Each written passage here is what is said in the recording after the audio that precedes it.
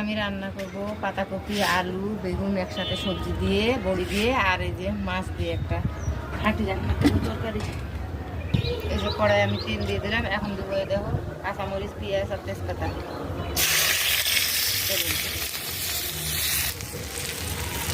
পেঁয়াজ কাঁচামরিচ ভাজা হয়ে গেছে, এখন আমি আদা রসুন পেস্ট দিয়ে দিলাম।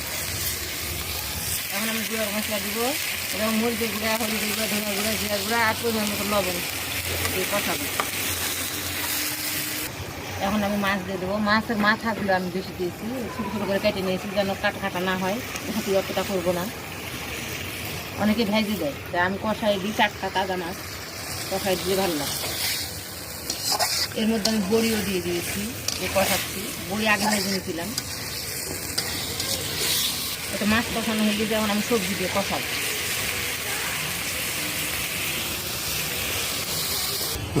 এটা আমার পাতাকপি সবজি দেওয়া হয়ে গেছে, এখন কষাচ্ছি। যত বেশি কষা যাবে তত ঘাঁটি তরকারিটা খেতে স্বাদ লাগবে।